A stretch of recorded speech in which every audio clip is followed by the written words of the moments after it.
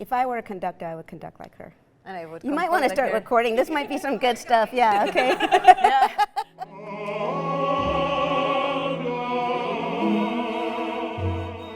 My name is Lina González-Granados. I'm the resident conductor of this amazing house, LA Opera, and also I'm the conductor of this main stage production.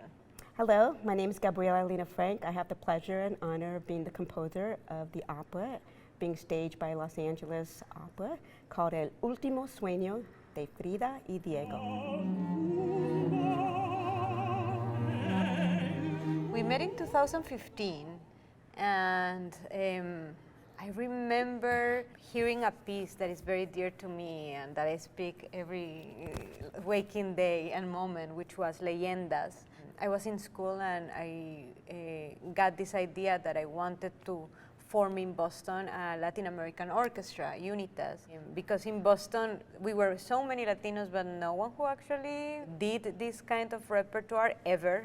And I said, you know, it's a beautiful avenue to explore parts of my identity that are like yearning and screaming to get out. That was just like a nascent idea. That's when I got in contact with Gabi and we started having coffee, and I fell in love with her, you know, like first through her music and then like via our lives, and we have been together ever since. Mm-hmm. Well, you were there at the very first workshop in 18?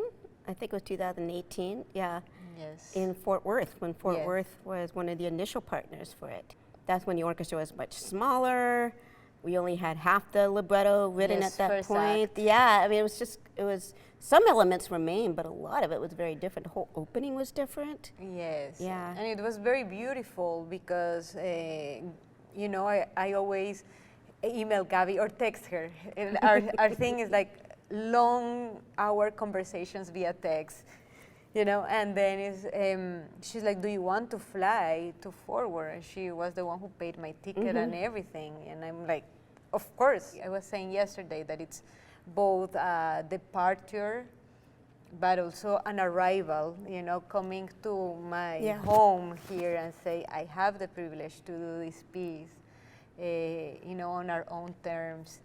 It's just fantastic. But then I know it's going to be from here to the other parts of the world.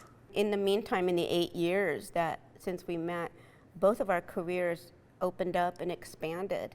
I founded a small academy in my name up in Northern California, and Lina has mentored my composers. It's an academy for emerging composers, of course, all, you know, diverse demographics, and she has been a mentor, and she has agreed kindly to be, you know, continuing on as a mentor. Because many of my composers want to write opera, and suddenly opera has become hip, which I really love, and that has happened within the last few years. You always had a few like fanatics, you know, people that were going to love opera no matter what, but something about it becoming super sensitive to more contemporary stories and diverse stories is really appealing to the 21st century artist.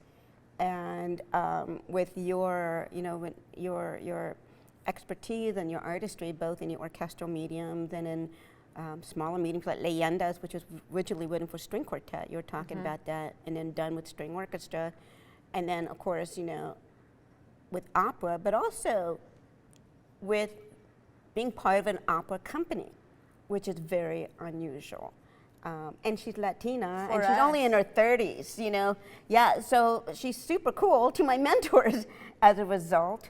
And LA is like a cool city. I mean, the coolness factor is very attractive for a medium that can still sometimes seem outdated and not a vehicle for younger voices coming up. We have fun. Yeah. I think one of my favorite things that we've done is definitely mentoring together. They thrive because of the real world expertise you could give them. And then we told them, because of what we tell ourselves, our ideas are not flawed.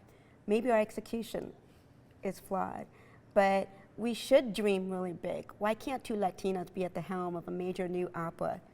You know, why can't, I mean, that's Frida, and she was a pioneer in her time as well. Yes.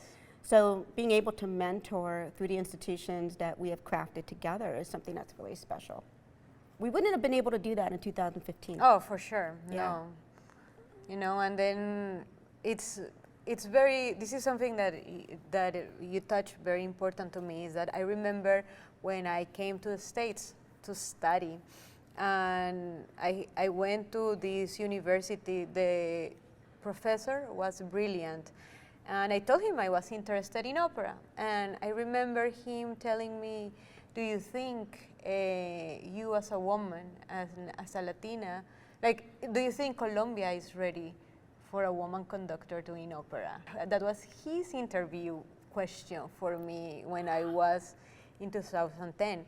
And I told him, no, but I need to be ready for when that time comes. And I think it's what we have been doing all along. Like, we just are building each other up and growing until like the moment was there, and the opportunity presented itself in the best possible time. It's not that now we're scrambling to prepare for this moment that opened.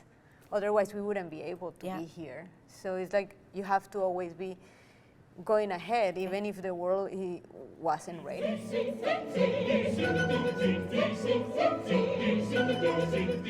Yeah, I think one thing that was different in the mentorship that we did that time is that we always start with people first, idea second, because they already have they had strong ideas, they had strong voices. That's the way they were with you, and we were like, okay, how can you think about this member of the orchestra? This member of the orchestra is going to play this bass, or how it was always, and it's always been for us, community first, humanity first, and then we're musicians. It's not that, oh, we're musicians and we bonded because we had, few notes. It's not. We want to get to know each other on a deeper level in order to make music. And I think we were always, going deep into the person.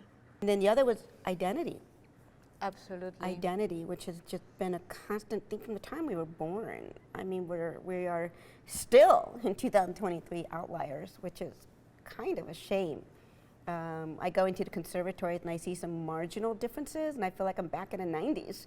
Oh my God, I still see the same repertoire and the same competitions, and like, it's a few more women, a few more people of color, but the repertoire that they're teaching is the same. The theory is like the same. What's going on here?